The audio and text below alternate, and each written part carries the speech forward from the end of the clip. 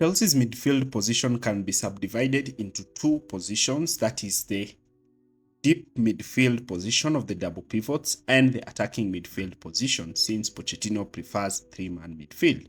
So welcome back to the second part of our analysis. Our first analysis was what is wrong with Chelsea's project, and our main point of focus was the defensive side of the game. Now we are looking at the most crucial part in the football pitch, which is the midfield. The midfield is the hub of the team. It is the point at which the defense is linked with the attack. We look at the two segments of midfield, Chelsea's midfield, and we look at the first one, which is the double pivots or the single pivots. And three players predominantly have played in this position: Moises Caicedo, Gallagher, Enzo Fernandez.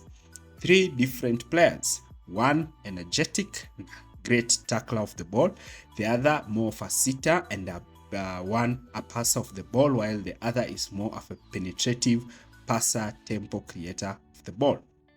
Now, in the attacking midfield position, the key player has been called Palmer when deployed in this position, where I believe he is the best player for Chelsea to continue playing in the hole ahead of the midfield.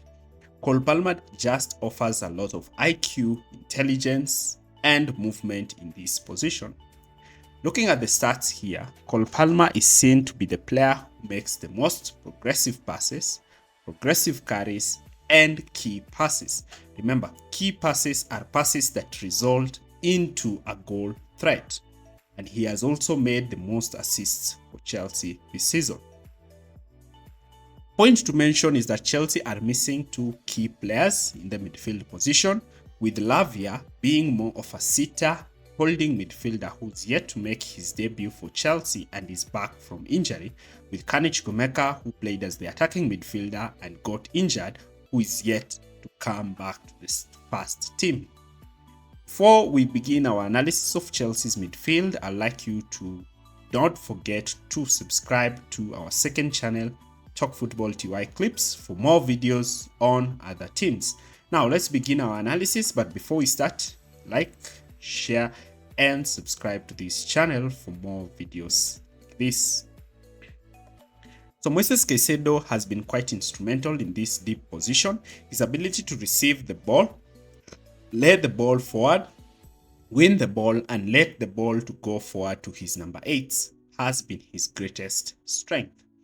Being the club's record signing, his performance has been good but is yet expected to be better. Enzo Fernandez, on the other hand, has had a fluke season where he has played well, but I cannot blame him since he has been deployed out of position and his deep position is also affecting him.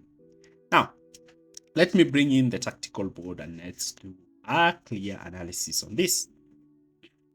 So Chelsea's 4-2-3-1 system that Pochettino has preferred has had either of the three playing as the pivot.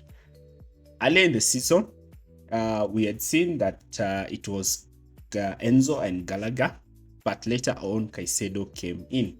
So Caicedo has been the deepest pivot, the one to drop between the centre backs and the goalkeeper to receive the ball and beat the first line of pressure. His movement is also quite instrumental in some games where we have seen him drop alongside the goalkeeper to act as an extra centre back in build-up to draw more players to press Chelsea high up the pitch so that Chelsea can have enough space to exploit in the middle of the park, using his intricate passing to locate Enzo Fernandez and Gallagher in midfield. His position as the deepest player in Chelsea's midfield sees him getting marked, and sometimes he uses his intelligent movement to receive the ball directly from his centre-backs and play bouncing off passes directly to a centre-back who's free, who can advance and receive the ball and attempt to progress with the ball high up the pitch. His intelligence in this deeper position sees him majority of the time drawing out his marker, allowing players such as Enzo Fernandez or Gallagher to drop deep and receive the ball without pressure. In more progressive phases of play, the deepest midfielder in Chelsea's midfield is not quite a huge problem, since Caicedo in this position is a progressive passer of the ball. is the hub in which the team moves, and his ability to receive the ball directly from the centre backs makes him one of the players who sees the ball majority of the times in Chelsea's team. He knows how to pick fullbacks, and he's also great at dribbling and movement under tight pressure. On the other hand, Conor Gallagher might also start as the number 10 position, but his main strength playing as a number 10 is his ability of possession. His ability to press relentlessly, win the ball high up the pitch is what makes him sometimes be preferred in this position. Enzo Fernandez has also been preferred in this position, and Pochettino likes to harness his excellent passing and his vision to play those balls to the forward line, though Enzo most of the time in this position likes to drop deep to get more on the ball. So playing him in this attacking position leaves the half spaces and the space behind the striker vacated. This creates a lot of problems, especially to wingers who now find themselves in a 2v1 situation. Flat Enzo has been dropped and Cole Palmer has been preferred in this attacking midfield position, with Sterling coming down the right and Mudryk playing down the left. Palmer in this position is quite intelligent. He's able to thread through balls for the runs of his wingers. He is forwards and as well attempt a shot on goal, though I find him quite limited because he is only operating in this hole by himself compared to teams who like to commit to number 10s. So in some instances, Sterling comes in, especially when Chelsea are having attacking fullbacks. Now, in recent games, Chelsea's fullbacks have been injured or suspended, and this has forced Pochettino to play two centre-backs in the fullbacks position. This has brought a lot of problems for Chelsea, now making Palmer to play wide. The return of Christopher Nkunku in this position is also quite great, though I'd prefer Nkunku to play more as a forward than a midfielder. His excellent movement, passing and dribbling is something out of this world, and Jackson, who does not finish his chances, will just have to drop to the bench so that Nkunku can take up his position. Now, Chelsea can also revert to a 4-3-3 system with Gallagher and Enzo playing ahead of Moises Caicedo.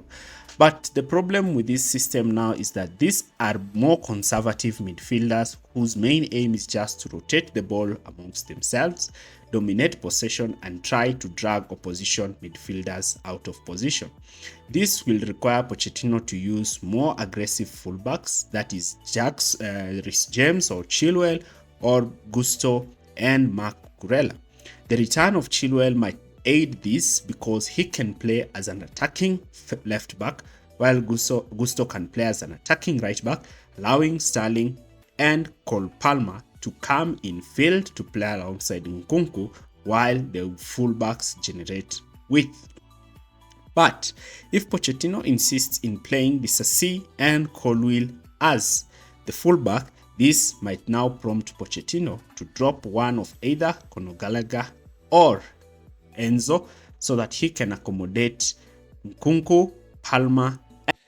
My problem with Chelsea's midfield is in the double pivot first. I believe that yes, Caicedo is great playing in that position, but I see him moving high up the pitch as a number 8, and the reintroduction of Romeo Lavia can really improve the deepest pivot position to allow Caicedo to play further high up the pitch. Also, the deployment of Enzo Fernandez in the midfield is not quite understood, whether he's playing deeper, whether he's playing as a number 10. Deploying Enzo as a number 10 is creating a lot of problems for Chelsea and therefore should not be played in that position. Again, we don't understand other than pressing what Conor Gallagher has done, though he has had a resounding season in that position, no doubt, but what will be his long-term role in this team, and is he a midfielder that Chelsea can rely upon to take them to challenge for titles as well as Premier League titles? Those are the questions that a lot of Chelsea fans are asking themselves. The position of attacking midfield is also quite crucial, with Chelsea looking to solidify this position by having an elite creator.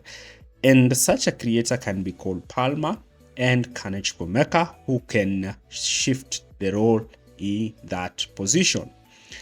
Otherwise, this is a tactical problem that Pochettino needs to fix. Understand the balance in midfield with regards to in possession and out of possession, pressing, out of possession, and counter pressing.